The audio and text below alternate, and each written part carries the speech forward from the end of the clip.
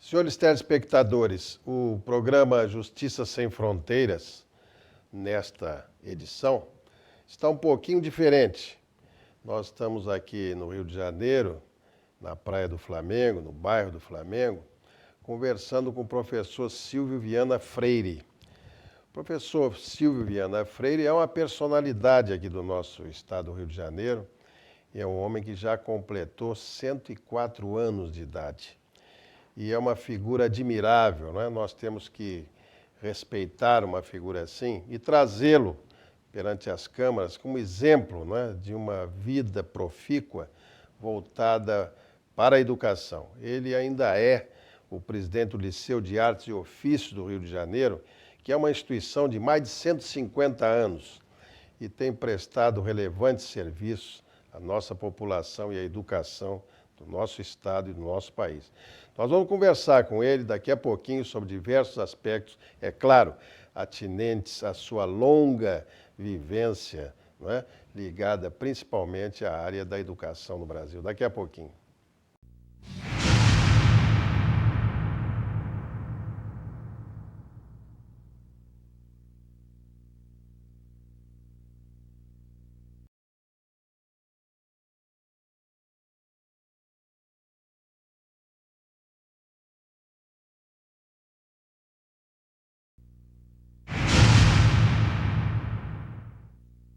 Muito bem, estamos de volta, o programa Justiça Sem Fronteiras, desta feita, conversando com o professor Silvio Freire.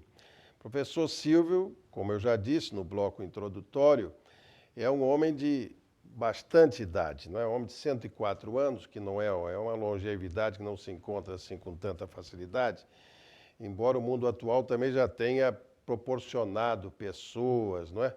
Que vivem mais do que outros tempos. Mas o professor Silvio tem uma característica que os senhores vão constatar imediatamente. Ele é um homem extremamente lúcido com essa idade. Tem aquelas pequenas limitações, claro, decorrentes desse estado físico, de uma pessoa dessa idade, mas é um homem extremamente lúcido e as suas ideias ainda são bastante claras e nós queremos ouvi-las. Professor Silvio, o senhor começou a sua vida como professor, não é? Desde menino já era professor, já lidava com magistério, não é isso? Eu já desde cedo comecei a lecionar particularmente, de modo que me habituei sempre a ensinar. É claro que, princípio, muito empiricamente, porque não tinha noções de técnica de ensino e tal. E fui adquirindo com a prática, de modo que fui professor primeiro de educação moral e cívica. Mas o governo entendeu que do moral e cívica não é uma coisa muito interessante, extinguiu essa carreira. Moral e cívica já não interessa muito, né? Já não Interessa, interessava então, naquele tempo, né? né, Nós estamos falando de que ano, professor Silvio? Isso já tem 1920, eu comecei, 25, 30, mais ou menos essa época. Depois passei a ensinar História da Civilização e Economia Política e Ciência das Finanças. Há tempo esteve aqui um aluno meu que permaneceu na área que eu lecionava de Economia Política e Ciência das Finanças. E se ficou me lembrando que eu ensinava há 61 anos e que eu já nem me lembrava mais. Ele se lembrava porque ele ficou na profissão e ainda está na profissão de economia política e finanças, etc. O senhor me lembra, o senhor dizia isso, dizia aquilo. Se você está dizendo que eu dizia... Porque é verdade, né? Mas me diga uma coisa, o senhor não tem formação jurídica, não é? Eu sou bacharel em ciências jurídicas e sociais. Sim. Pensei que o senhor tinha formação na área econômica, mas o senhor é advogado também. Mas advoguei há quase, a dizer, 3 anos, porque a Câmara abriu, eu era funcionário da Câmara, e fui nomeado logo vice-diretor da taquigrafia. Eu era taquígrafo, sou taquígrafo. De modo que tive que me dedicar inteiramente. Ou era uma coisa ou era outra, e eu tive que ficar na Câmara. E acabei depois diretor, depois eu sou diretor-geral da Câmara. Professor Silvio, me diga uma coisa, uma curiosidade que eu tenho. A Câmara, nesse tempo, já era no Palácio Tiradentes? A Câmara, eu comecei quando a Câmara funcionava em 1920 no Palácio Monroe. Ah, no Palácio Monroe, que já não existe mais, já foi demolido. Não sei porquê. É, Um crime contra a cidade, que é tão bonito. é verdade. Eu tenho um retrato aqui no meu quarto aí, que esse palácio teve uma influência enorme na minha vida. Na vida do Brasil, não só na sua vida, como na vida brasileira, né? Pois é, mas eu digo na minha porque eu trabalhei numa parte que dá para o mar, como praticante de taquigrafia, suplente de taquigrafia e tal. Depois, trabalhei na outra parte como oficial de gabinete do ministro Francisco Campos, ministro da Justiça. Depois, trabalhei em outro lugar, num gabinete que foi do Negrão de Lima, chefe do gabinete e também ministro da Justiça. Trabalhei também lá. De modo que o palácio eu conhecia todo, desde a cúpula até cá embaixo. Como acontece com o Palácio Tiradentes, que eu comecei lá Ah, mas o senhor chegou a trabalhar também no Palácio Tiradentes. muito. No Morro e passou no desde a Palácio Tiradentes. criação do palácio, nós estávamos, a Câmara teve que desocupar o Palácio Monroe para servir de escritório da Exposição Internacional do Centenário da Independência, que se fez, ocupando toda aquela área, até o calabouço, né? Tudo aí eram pavilhões da exposição. E o Palácio Monroe passou a ser a Secretaria-Geral. Então nós tivemos que ir para a Biblioteca Nacional, enquanto se construía o Palácio Tiradentes, no local da antiga Cadeia Velha, e de onde saiu Tiradentes para a Forca. Certo. De modo que é um local histórico de primeira Assembleia Geral Constituinte do Brasil se reuniu naquele local da antiga Cadeia Velha. Cadeia Velha. Foi derrubado e fizeram o Palácio Tiradentes. Quer dizer, dali Enquanto se saiu constru- Tiradentes, né? Tem até uma placa de mármore e tal, noticiando esse fato na entrada de Dom Manuel, da Rua Dom Certo, Manuel. pela Rua Dom Manuel, né? Depois dali, nós fomos para a Biblioteca Nacional, enquanto se construiu o Palácio Tiradentes. Em 1926, nos transferimos para lá. 26. Em 1926. É, a E independência. aí ficamos 22. até a transferência da capital para Brasília. Muito bem. E aí o senhor se aposentou? Quando- ou ainda não? Propriamente aí, porque eu tive um problema muito sério da transferência do pessoal da Câmara para Brasília. Porque Brasília era o fim do mundo. Era um degredo? Certo, é um degredo, é uma coisa terrível. De modo que a coisa chegou a tal ponto que, ocasião, o diretor José Bonifácio, deputado, o funcionário que não comparecer até o tal dia será demitido e tal. E eu não quis dizer logo isso, andei conciliando e tal, acabei tanto que dizer. E uma moça, quando soube disso, perdeu os sentidos. Tive que chamar a ambulância, comunicar a família. E o médico disse, eu não posso tratar dessa moça aqui, eu vou levá-la, porque ela está em estado de choque. Nós vamos continuar conversando com o professor Silvio Freire no próximo bloco, daqui a pouquinho.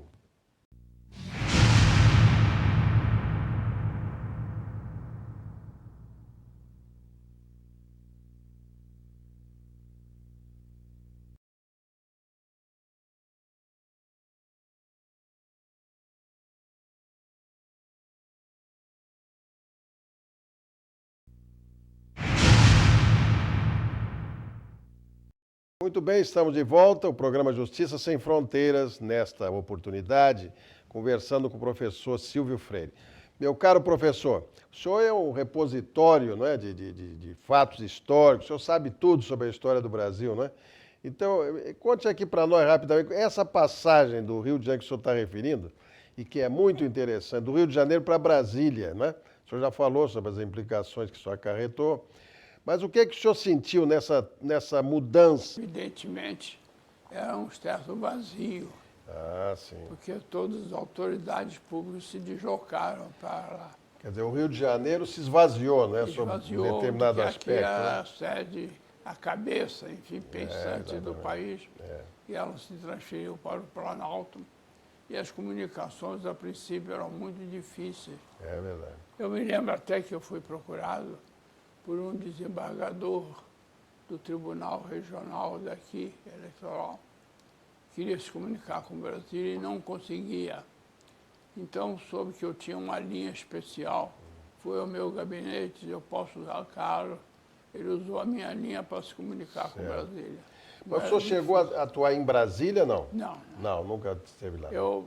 A minha mulher disse, eu não vou para Brasília peremptoriamente. Então a sua senhora também estava nesse movimento, né? De não querer sair do Rio de Janeiro, né? Não, ela não queria porque... Engrossava o movimento, né? É porque eu tinha os filhos na escola, já. Eram isso 5. Um não deu muito trabalho não, porque foi para militar, foi lá para Angra dos Reis e tal. Mas eu tinha 4 aqui para deslocar. A mãe idosa, a avó também muito, quase 80 anos. Então. Mas o senhor sabe, eles tinham razão, porque a gente vê as fotografias de Brasília naquela época, 1960. Aquilo era um verdadeiro deserto, Mas né? o senhor nem pode calcular. A mudança para Brasília foi essas coisas que no Brasil tem que ser feitas um pouco assim, abruptamente, porque se for fazer parceladamente não se faz. Não faz. Os aviões desciam em campo incerto, sujeitos a temporal, sem torre de comando, sem coisa nenhuma. Eu vivia assombrado, meu Deus, quando chegavam os aviões, mas não houve um desastre. Exatamente. Debaixo disso, a capital foi mudada debaixo de um torrente, 21 de abril de 1930, chovendo torrencialmente, os aviões desciam lá e não houve nada. Graças a Deus. Eu acho que melhor do que hoje, né? Porque hoje, com todos esses recursos, né? Nós estamos aí com grande dificuldade, né? O Brasil anda devagar nesse plano aí, né? Mas aqui no Brasil as coisas têm sim feito um pouco a Juscelina. É verdade. Porque quando é para ir assim, então amanhã, não senhor, tem que ser feito agora. É isso mesmo. Não pode ser adiado, não, é agora que tem que ser feito. Mas é para amanhã, não tem pressa.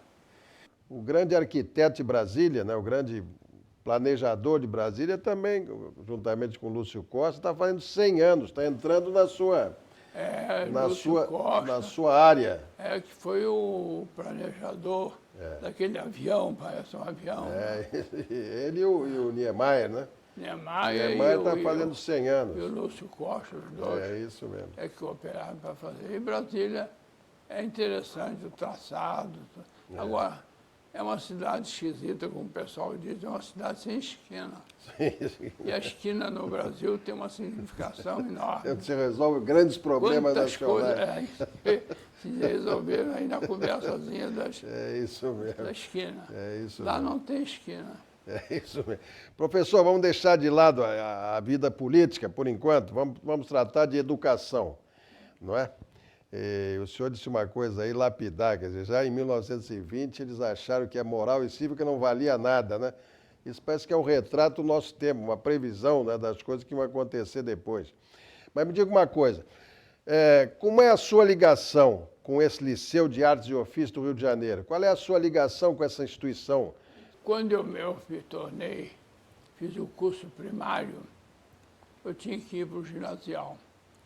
Mas a minha família estava em crise. E então minha mãe procurou o grande professor Olavo Freire. Tem até atas publicadas e tudo. Como é que eu ia fazer? Ele se matricule no Liceu de Artes e Ofícios. Então eu fui lá matricular. E a minha mãe, em conversa, foi dizer ao diretor que eu era bisneto do Visconde Itaboraí e tal. E ele tinha uma paixão pelo Visconde, de modo que passou a me tratar com uma deferência, como se eu fosse algum vulto histórico. E eu então comecei como aluno do curso propedêutico Sim. de 1915 até não, em 1920 me formei como contador, guarda-livros, uma coisa mais ou menos assim. Mas eu nunca pretendi ficar sentado numa mesa fazendo débito, crédito. Aquilo não me agradava. Apenas eu aproveitava as matérias para ir fazendo os parcelados no Colégio Pedro II. Havia uma certa ordem, cheio para fazer francês, tinha que fazer primeiro português. Ah, sim, sim. Um pré-requisito. Hoje diria um pré-requisito, né? Para fazer álgebra, geometria, tinha que fazer aritmética. Sim. Havia uma certa graduação. E eu então fui preparando os meus parcelados. A gente ia guardando português e francês, geografia, história e tal. Quando tivesse esses 12, aí então podia fazer vestibular para a faculdade. Certo. Eu então tinha 6, faltavam 6. E eles abriram, quem pudesse fazer os 6 na própria faculdade, poderia completar. Eu então aproveitei e fiz os outros 6. Muito Com um bem. grande esforço, porque eu conhecia pouco latim e conhecia pouco geometria e álgebra. Tinha que Certo. fazer um esforço enorme para essas matérias todas. Muito E bem. acabei conseguindo passar no vestibular e ingressei na faculdade. Muito bem, nós vamos continuar conversando com o professor Silvio Freire no próximo bloco, daqui a pouquinho.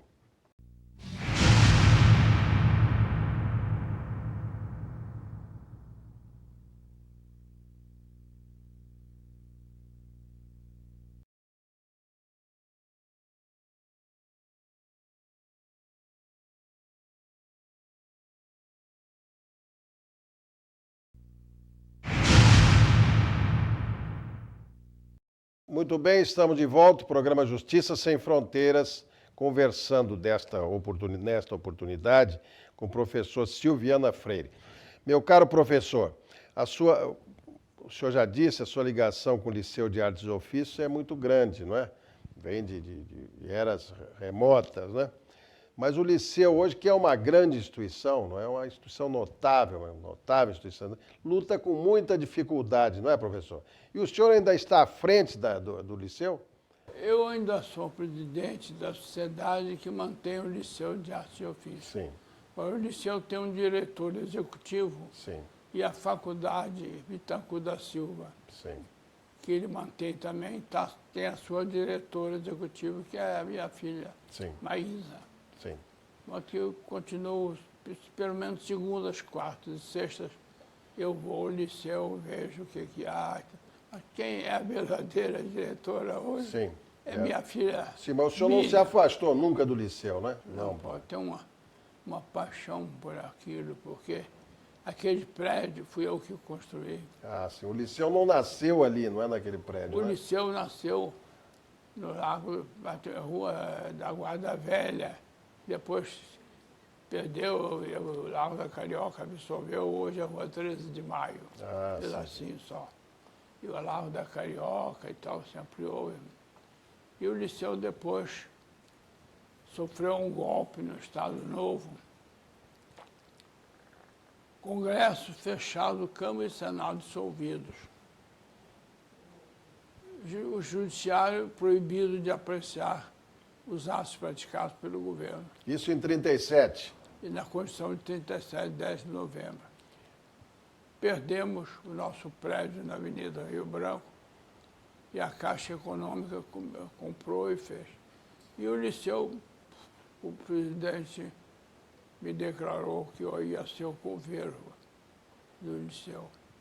Mas eu trabalhava já na Câmara dos Deputados e tinha feito boas relações com muitos deputados.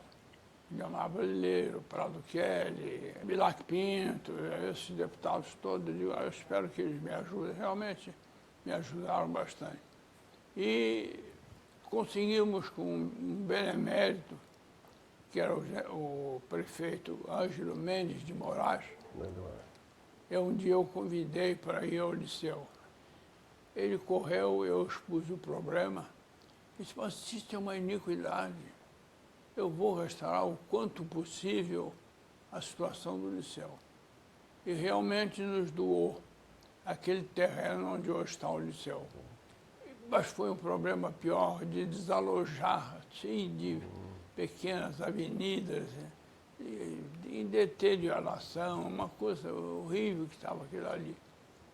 Mas conseguimos registrar e tal, e levantar o liceu com choros e verbas, e não sei o quê.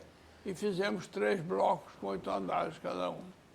Cada andar com 6 salas de aula, medida técnica. Certo. 6 por 9, 54 alunos no máximo, né? 1 metro quadrado por aluno, e fora a mesa do professor e tal. E assim fizemos. O 3º bloco, a prefeitura não fez mais, nós tivemos que fazer aos poucos. Dar aulas em paredes, sem revestimento, em tijolo, uma luzinha assim amarrada, e os alunos, não, mas aquela brincadeira chamava, onde é que você está estudando? No favelão, porque o professor dava aula com tijolo aparente. Mas a atividade educacional nunca parou. Nunca. Parou, não anda mais. É verdade. O liceu não pode parar um dia. É verdade. Nós fizemos a mudança da sede para o liceu com a interrupção de uma aula numa sexta-feira. A maior escola do Rio, não sei se é a melhor, mas é a maior, exceto a religiosa, eu não conheço bem, mas as leigas... Mas, professor, eu fiquei admirado de saber que o senhor lê ou ouve, né, todos os livros que lhe interessam, ainda hoje, né? Que o senhor escreve também. Eu dito. O senhor dita. Não posso mais E o que é mais importante que eu achei também, que faz palavras cruzadas para alimentar o cérebro, né, os neurônios, né? Isso é uma coisa admirável, né? Mas faço... Tem um jornal em Brasília que circula no Congresso, Voz Ativa. Sim. E eles pedem, então eu escrevo sempre os artigos para lá. O senhor ainda participa do processo político brasileiro? Acompanho. Sim, mas o senhor não participa, não vota? Não... Voto. Toda eleição o senhor está lá presente? Voto. E se houver agora eu vou lá votar. Me levo de automóvel até a porta, eu salto do carro, vou lá, me explico onde eu devo apertar, eu aperto, confirmo.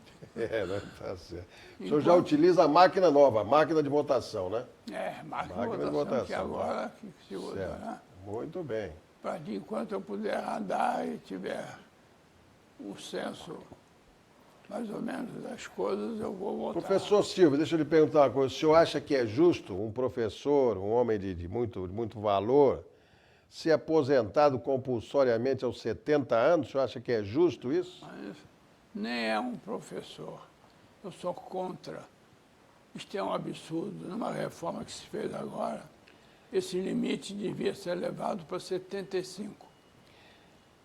Ao interessado, tinha o direito, cabia o direito de se aposentar com 70, se quisesse. Se quisesse. Mas se sentisse com força, claro, com coragem, com ânimo, só ia ter 75, porque o senhor não as coisas mudaram. O senhor não acha, professor Silvio, que essas pessoas são exemplos para as novas gerações que têm que ser apontados e presentes? Que se perde, uma experiência que se perde.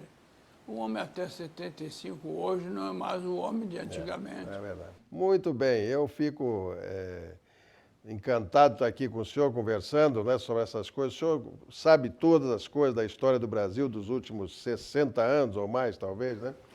Eu conheço mais um pouquinho, que eu lecionei a história do Brasil.